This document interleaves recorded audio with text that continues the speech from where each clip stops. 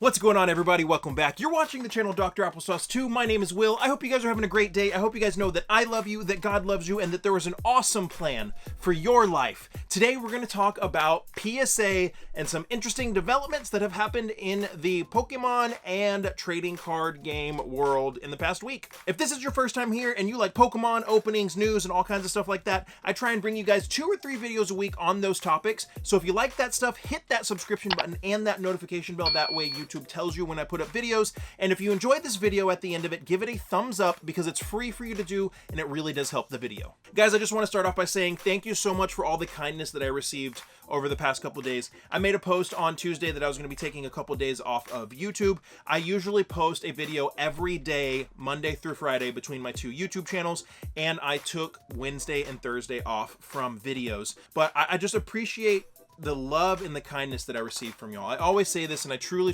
believe that I have the best viewers in the world between my 2 YouTube channels. I received so much kindness and so much love and so much understanding from the community on Instagram and on Facebook. It blew me away. It really encouraged me and it really helped me. So as many times as you guys tell me that I encourage you guys, y'all encourage me too. So I truly do have the best viewers. Thank you so much for the kindness. Thank you so much for the love. Let's jump into the video and talk about Pokemon cards. Okay, so this past week, really a couple days ago, PSA made a huge announcement that they were shutting down all tiers for grading except for 2 of the highest tiers.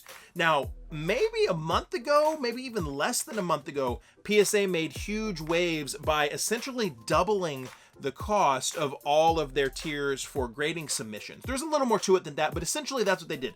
They essentially doubled the cost of all of their tiers. And what PSA is trying to do here is PSA is trying to stem the flow of cards that are being submitted to them for grading, because they have millions and millions and millions of cards just waiting to be graded. And if you guys don't know the way PSA works and Beckett works and now CGC works, I think Beckett does it the same way. I don't submit through Beckett, but CGC does this now as well, is they don't charge you for your submission until they have put it into grading. So if it's just sitting there waiting to be graded, they're not making money on it. So they have millions of cards sitting there waiting that they haven't made a dime on, and they're trying to get these cards graded and out the door so that they can make money on it. And we're going to circle back to that and speak on that because I have some opinions about PSA currently. But they put out an announcement that they were shutting down all tiers except for just a few right here. So here's the announcement. Alert: as of March 30th, 2021, PSA has temporarily suspended the acceptance of most submissions. We are currently not accepting value, economy, regular, or express.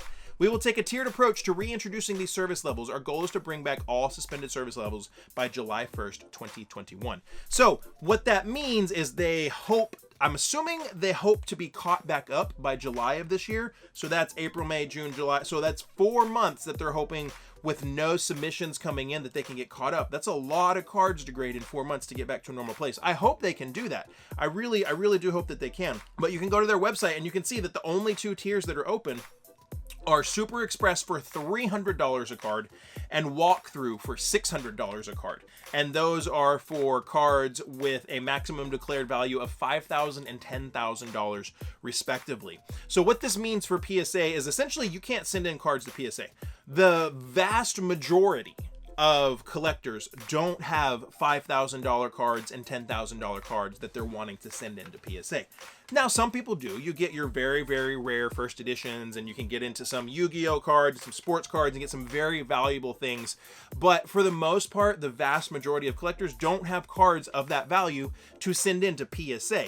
And now I can understand why they've done this. Guys, let me know in the comments below what your opinion is on why they did this. But obviously they have too many cards. They can't get to them, and they need to catch up. And what's interesting about this is going to stem the flow of cards into PSA, but I don't think this is going to stem the flow of people submitting cards. CGC is still open for $9 a card for bulk.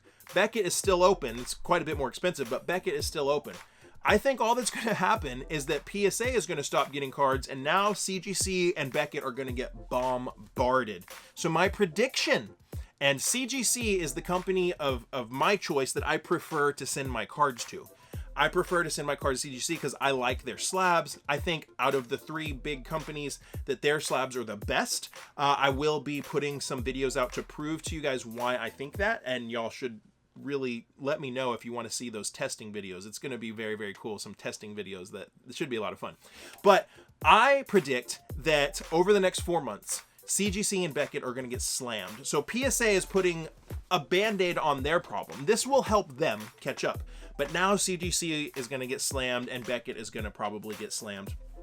And that might lead to CGC raising their prices again, or shutting off bulk tiers, or shutting off lower tiers. So I assume we're going to see a trickle-down effect to these other companies based on what PSA is doing. There's another company, it's less respected in the sports world for sports cards grading, but SGC put out a statement as well. Look at this. It says, effective immediately, SGC is increasing our base rate from $25 a card to $75 a card for the base rate.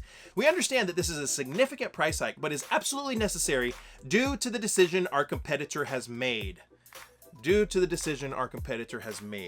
That leads me to believe that this company that isn't one that's used as often with Pokemon and Magic and Yu-Gi-Oh, that they're making this decision based upon what PSA is doing.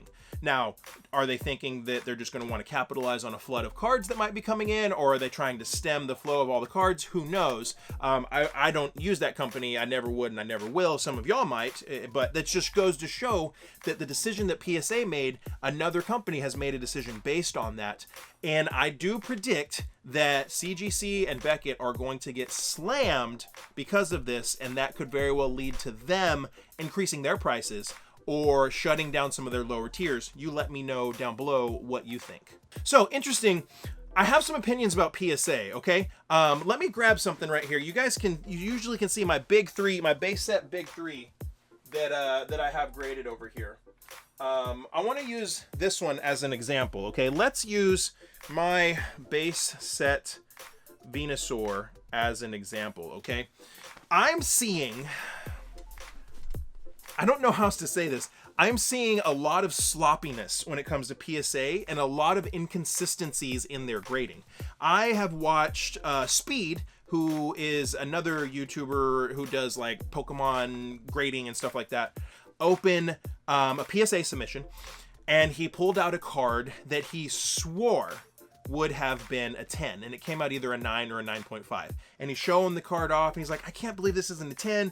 He's got a nice camera, zoomed in real well. The card looks flawless, and it got a 9.5. And then he goes and he pulls the next card. We're looking at the back. You can see a little bit of whitening on one of the corners, stuff like that. It's got some more issues than the card before. Flips it over, and it's a 10.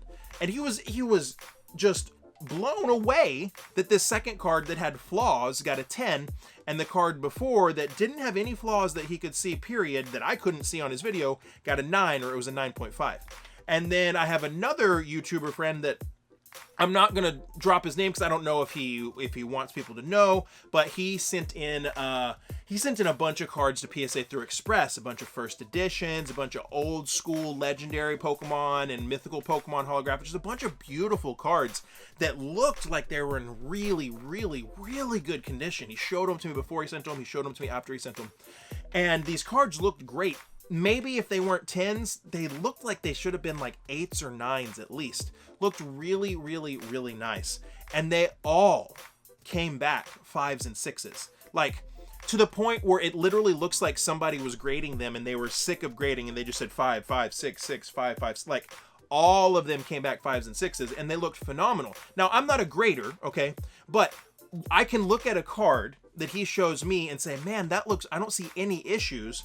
And then I can look at my PSA 7 Venusaur, okay? The front of my PSA 7 Venusaur it's almost flawless. The holo foil is beautiful. I'm going to see, I don't have the right mode on, so I'm going to see this should work. Oh yeah, you can see it. But look at the back of my base set Venusaur. You see the whitening? Boom, there, like the top of it has some significant whitening and damage, and then focused on my face, and then the corners have some damage. And then these corners have a little bit as well. So there's definitely visible issues on this card that got a PSA 7, and I think it deserves that grade. But when I see cards that are in clearly better condition than this, getting 5s and 6s, there's something wrong there. There's an issue. And I think PSA just is way overloaded. They have way too many cards to grade, and they're trying to grade way too fast. There are a lot of inconsistencies you can see in cards with grading from PSA specifically. Now, people will argue CGC is way too strict. Maybe CGC is just actually accurately grading the cards. Oh my gosh. Don't lynch me. PSA fanboys, diehard PSA fanboys, don't lynch me, okay? Maybe Beckett is just actually accurately grading the cards, and maybe PSA is a little too loose on the grades. Tell me, I've heard this many times, and I'm sure many of you have heard this. Ooh, take that Beckett 9.5 and send it to PSA. They're more lenient on the grades. It'll get a 10, and then you'll sell it for more money. Why is a company that is lenient on the grades the company that garners the highest price on the market? As buyers, why are we paying more for a 10 from a company that it's pretty well known and pretty well rumored that they're lenient on their grades? Why are we paying more for a perfect 10 from that company as opposed to another company? I don't get that. That doesn't make sense to me. And I do know and acknowledge and understand that PSA has been the big boy in the collectible card grading business for many years. I get that. I don't fault them for that. I think a lot of this stems from they just have way too many cards. Way too many cards, and they're trying to catch up, and I understand. So this is just my rant on some of the stuff that's going on with PSA. This is why I won't send any more cards into PSA for a long time. Well, I can't send any cards into PSA right now. But this is why CGC is my choice for cards. I'm not sponsored by CGC. I'd love to be sponsored by CGC. CGC, if you're watching, shout out. You can sponsor me. I'd be happy for you to sponsor me, but I'm not sponsored by CGC.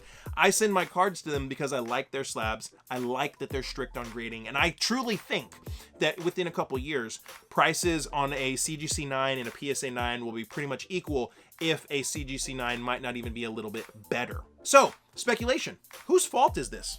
There's a lot of people out there that might say it's YouTubers' fault. It's the fault of YouTubers that things are so popular, that people are sending in so many cards, that all of these companies are backed up. It's the fault of YouTubers that I can't find product on the shelves. It's the fault of YouTubers that I have to spend $150 on an Elite Trainer box.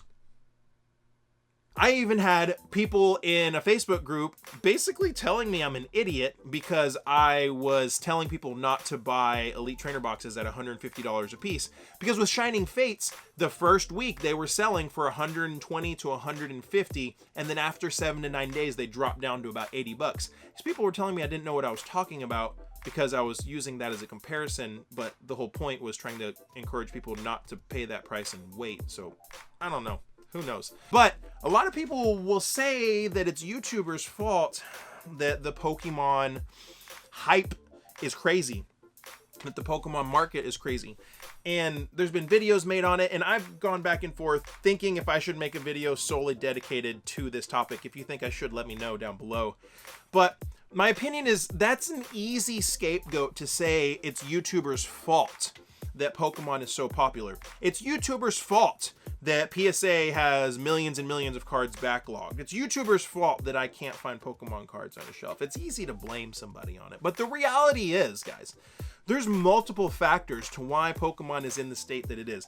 There's multiple factors as to why it's very hard to get Pokemon cards on shelf, which with the release of Battle Styles, ironically, you can find Pokemon cards on shelves more often because flippers don't want it because they can't make as much money off of it, and people aren't buying at inflated scalper prices, so they're leaving it on shelves. So because it's an unpopular set, people are actually able to buy it, which means it's actually selling pretty well. Kind of some irony in that. I love Battle Styles, by the way. Let me know if you like it. I think it's a great set. But it's easy to blame this all on one person. It's easy to blame it all on YouTubers. It's easy to blame it all on Logan Paul. It's easy to blame it all on the big boys. But the reality is there's multiple reasons why the Pokemon hobby is crazy right now. multiple reasons that I've talked about. The pandemic caused Pokemon to shut down, caused people to be at home for a long time. With unemployment, people had more money, more money to spend. With people being at home and people wanting more Pokemon cards and Pokemon being shut down and opened back up, the demand was increased and they didn't have the ability to keep up with the demand. A very, very famous YouTuber made a video on Pokemon, thus introducing tons of new people into the hobby. There's 5 reasons right there that all added up. And then there's more dynamics. There's a lot more complication to it. But right there, I just listed 5 reasons that all go hand in hand that have led to why Pokemon is where it is. It's not just Logan Paul's fault. It's not just Leonhardt's fault for, you know, making the videos that he makes and encouraging people and making his channel the way that he chooses to make his channel that people love, by the way. It's not Real Breaking Nate's fault for making his channel only about positivity and fun and running his channel the way that he wants to run. We can't blame it on people. We need to understand, like I said, I just listed 5 reasons right there that led to the Pokemon card market being crazy like it is right now. We can't blame it on one person. I understand it's easy to want to blame it on one person, but you know what we can do? And a smaller channel he's bigger than me, but a smaller channel that I really like, Squeaks Games World, Sean over there said it really, really beautifully. What we can do is we can support the people that care about the Pokemon community. We can support the people that are actually trying to help the Pokemon community. We can support the people that are trying to make information and give information to the Pokemon community, help the Pokemon community in multiple ways. We can support those people rather than supporting the people that when the hype is dead in 6 months, they're going to be gone. Don't support those people. Support the people that are actively trying to help the Pokemon community. And then, eventually, Pokemon will be able to make more cards. A lot of scalpers will leave. We'll be able to buy stuff off shelves, and you'll actually be able to send a bulk submission to PSA and probably get it back within 6 months or so. All right, my friends, well, I hope I earned your subscription today. I hope you'll check out some of my other videos right here. Lots of cool stuff for you to watch. If you haven't already, hit that subscription button and that notification bell. Click that join button if you want to be a part of the channel. And like I always say, my friends, find somebody to love and serve today and be the change you want to see in the world. We'll see you next time.